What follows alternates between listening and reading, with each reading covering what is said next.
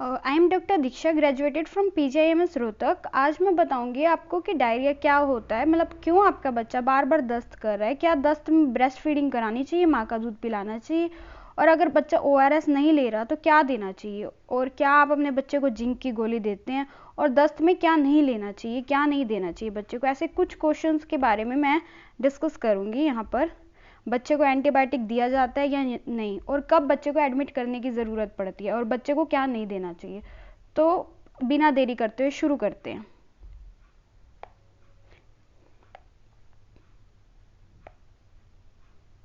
सबसे पहले तो डायरिया में माँ का दूध देना चाहिए या नहीं देना चाहिए। तो सबसे पहले ऐसा बोला जाता है कि mother's milk is different from others milk. मतलब जो मदर का मिल्क होता है वो बफेलो के मिल्क से, काऊ के मिल्क से, माँ का दूध गाय के दूध से या भैंस के दूध से अलग होता है। जैसे कि अगर बड़ों को डायरिया होता है तो दूध दूध मना करते हैं कि दूध नहीं पीना चाहिए, लेकिन जो माँ का दूध होता है वो अलग होता है, वो उल्टा बच्चे की पानी की कमी भी पूरी करता है। तो माँ का दूध, यस, माँ का दूध देना चाहिए। दूसरी चीज़, बार बार बच्चे को दस्त क्यों होता है। एक तो ऐसा होता है कि बच्चा दांत निकाल रहा होता है, जिस टाइम बच्चा दांत निकाल रहा होता है, या और वो टॉयज़ जो होते हैं, प्लास्टिक के टॉयज़ हाथ में लेके खा रहा होता है, या फिंगर्स वो हाथ में डाल रहा होता है, इस वजह से बच्चे को इन्फेक्शन हो जाता है, रिकरेंट इन्फेक्शन हो जाता है। तो सबसे पहले तो प्रॉपर हाइजीन मेंटेन करनी चाहिए। अगर हाइजीन मेंटेन करोगे तो बच्चे को दस्त कम होंगे।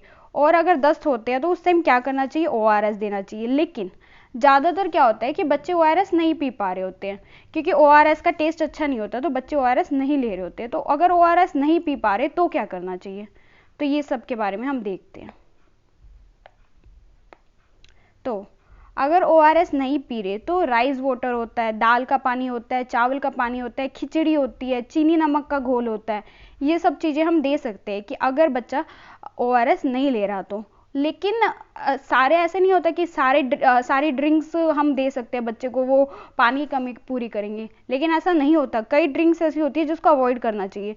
तो क्या चीज़ होती है जो बच्चे को नहीं देनी चाहिए, तो सबसे पहले तो जूसेस होते हैं। जो जूसेस होते हैं वो उसके अंदर शुगर ज़्यादा होती है, वो शुगर वाले जूसेस होते हैं, या फ्रूट्स होते हैं उनमें चीनी ज़्यादा होती है। तो जो फ्रूट के जूसेस बनाए जाते हैं ना, उससे बच्चे का डायरिया बढ़ेगा, दस्त बढ़ेगा, तो जूस उस टाइम अवॉइड करना चाहिए। या फिर कार्बोनेटेड ड्रिंक्स जैसे कि पेप्सी होगी, फ्रूटी होगी, ये सारी चीज़ें बच्चे को नहीं देनी चाहिए। और ORS और जिंक का कोर्स देना चाहिए। लेकिन अगर ORS नहीं पी रहा तो ये सब चीज़ें हम दे सकते हैं। और जिंक का कोर्स क्या होता है, एक जिंक की गोली आती है या सिरप भी आता है, जिंक के सॉल्यूशंस आते हैं, वो आपके डॉक्टर देते होंगे। उसका 14 दिन का कोर्स होता है, उस कोर्स को पूरा करना चाहिए, ताकि रिकरेंट डायरिया ना हो। क्योंकि क्या होता है, जो जिंक होता है ना, बच्चे की इम्यूनिटी बढ़ाता है, और अगर बच्चे की इम्यूनिटी बढ़ेगी तो उसकी इन्फेक्शन से लड़ने की क्षमता बढ़ेगी, और अगर इन्फेक्शन से लड़ने की क्षमता बढ़ जाती है तो उसको रिकरेंट का मतलब बार बार डायरिया नहीं होगा। तो ये सारी चीज़ें होती हैं डायरिया के लिए। और क्या होता है, एंटीबायोटिक देते या नहीं देते। तो एंटीबायोटिक जब बच्चे को 2-3 दिन का डायरिया होता है तो we generally don't prefer antibiotics, हम एंटीबायोटिक्स नहीं देते। लेकिन एक डायरिया होता है 14 दिन से ज़्यादा का डायरिया, जो मतलब डायरिया ठीक ही नहीं हो रहा, तो उसमें बैक्टीरिया का रोल आ जाता है। तो उसमें डायरिया में हमें एंटीबायोटिक्स देनी पड़ती हैं, उसको बोलते हैं परसिस्टेंट डायरिया, उसको हम बोलते हैं परसिस्टेंट डायरिया।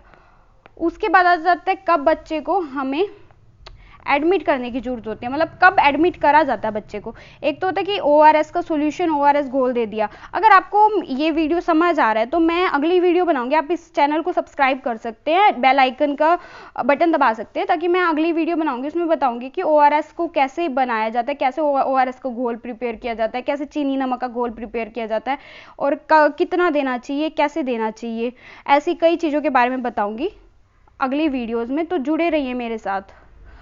तो अब हम क्या बात कर रहे थे कि भी अगर एंटीबायोटिक तो दे सकते हैं बच्चे को, एंटीबायोटिक तब दे सकते हैं जब 14 दिन से ज़्यादा का डायरिया होता है। अब बच्चे को एडमिट करने की कब ज़रूरत पड़ती है, तो एडमिशन की ज़रूरत तब पड़ती है जब बच्चे का डायरिया, जब बच्चा इतना ज़्यादा लिथार्जिक का मतलब बच्चे को अगर पानी भी दे रहे हो, बच्चा ऐसे सुस्त पड़ा हुआ है, बिल्कुल सुस्त सा फ्लोपी सा पड़ा हुआ है, कि अगर बच्चे को पानी भी दे रहे हो तो वो पानी, उसको पानी पीने की भी हिम्मत नहीं है, वो मतलब कुछ नहीं करा, वो एकदम सुस्त है, और डायरिया बार बार हो ही रहा है, तीन तरह के बच्चे होते हैं कि एक तो होता है भाई थोड़ा सा डायरिया, उसको पानी देते हैं वो नॉर्मल पानी पीता है। दूसरे तरह के बच्चे होते हैं वो पानी बहुत ज़्यादा तेजी से एकदम से जैसे बहुत उससे पानी पी रहे होते हैं, पर वो सुस्त नहीं पड़े होते, वो पानी पा रहे होते हैं। एक बच्चे होते हैं जो इतने सुस्त पड़े होते हैं कि उनमें पानी पीने की भी हिम्मत नहीं होती और वो बिल्कुल लिथार्जिक, बिल्कुल एकदम बिल्कुल चेहरे से ही पता चल जाता है। ऐसे बच्चों को एडमिट करने की जरूरत पड़ती है, जिनका डायरिया रुक ही नहीं रहा, ना ORS से रुक रहा ना किसी चीज़ से रुक रहा, उनको हमें IV फ्लूइड्स चढ़ाने पड़ते हैं। तो ये सब था डायरिया के बारे में। I hope you understand. Thank you.